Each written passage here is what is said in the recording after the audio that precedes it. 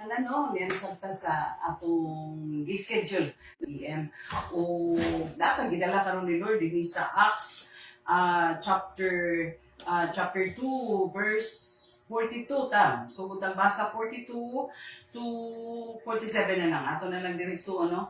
At dirita maputlo karon sa atong hisgutan.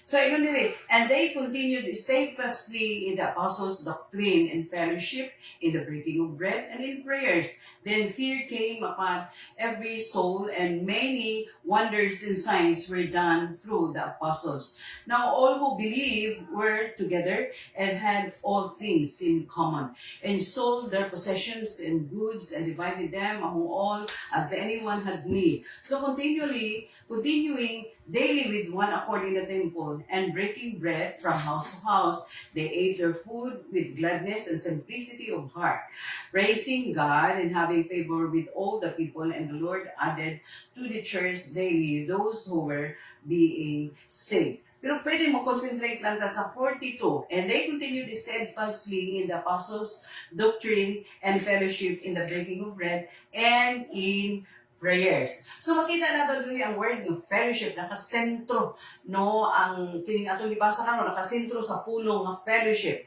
So makita nato nga ang Christian fellowship di ay is very essentials no to spiritual growth. Importante kaayo para sa pagtubo gyud no whether physical nga pagtubo, spiritual nga pagtubo, essential kaayo ang Christian fellowship. Nganuman, why?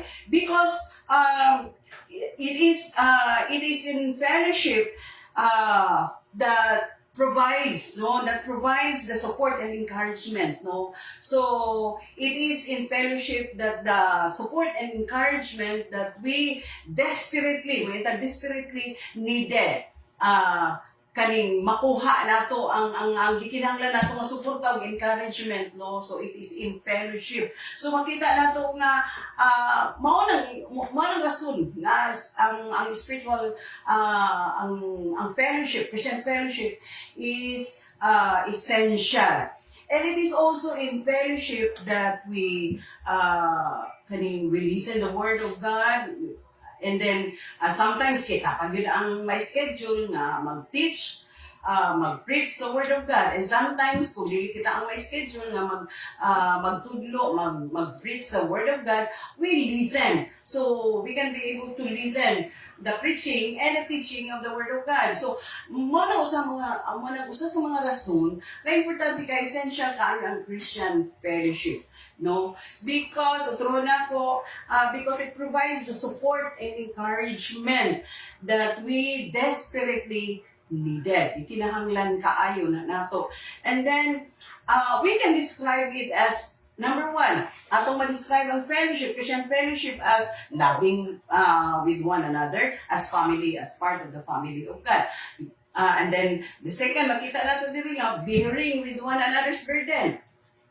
Diha nagakahitabo, no? Diha nagakahitabo na sa Christian fellowship, no? Kay kung atong tan-awon gani, no? Kung atong tan-awon, dili lang gani preaching and teaching, listening. Ang nakahitabo, no? Listening the word of God or listening the preaching and teaching the word of God ang nakahitabo during fellowship, but also breaking of bread, no, and then corporate prayer gakahitabo po da sa Christian fellowship. So makita nato gyud importante gyud kaayo, and then we can describe it as loving one another as part of the family of God, and then bearing one another's burden, and then caring for one another, sharing with one another. Dagan kay atong makuha diyan, no, rejoicing together, no, caring for one another. Dagan kay ita makuha, dagan kay ita dagang kay advantage nga makita nato kung join ta sa Christian fellowship. Kagahapon no naghimo ta sa atong kaning fellowship nga pagsimpa diha sa Ginoo, paghimaya diha sa Ginoo. Then dapat magikayo makita nato sharing with one another, rejoicing together, sorrowing together, di ba? Rejoice and sorrow, sorrowing together. Dagan kayo worshiping together, praising God together, worshiping God together, and then singing songs to God together. Inanano dayon nakanid kaayo ang gakahitabo. Praying with one another, praying together, inanano gakahitabo sa Christian fellowship. So importante gyud kaayo nga mo join ta sa Christian fellowship kay dili susama pa sa ginaingon no sa kalibutan nga no man is an island. Sa spiritual pud nga aspeto kung dili ta mo join sa Christian fellowship, makita nato kung ma-compare nato kung ang kanang mga agipo, no kanang mga agipo, kanang kahoy nga siga. Kung kuhaan na nimo isa, nga dili nimo i-join din ha, maabot ang panahon nga mapalong ang kalayo, mapalong ang kainit. You need to get that one, then put into the fiery fire, no? So, kay kung i-separate na nimo, maabot yung panahon nga mapalong ang kahayag. Or in other words, mapalong ang kadasi. So, importante gyud kaayo ang Christian fellowship. It is very essential. No, it is very, if you are a Christian, if you are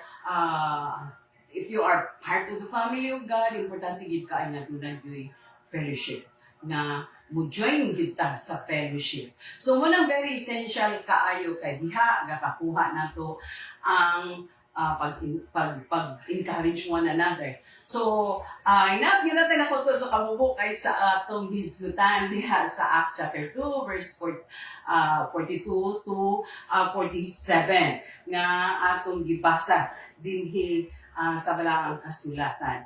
Amen. Ginaot nga naatay na putlo sa kamubo sa atong pag-exhort sa pulong sa Ginoo. God bless us all until next morning between 6 evening between 6 to 7 p.m. So, kalibog na kinaapoy morning devotion. Online nga himuon nato. So, lang usay ang morning, mamay evening, mamay morning. God bless us.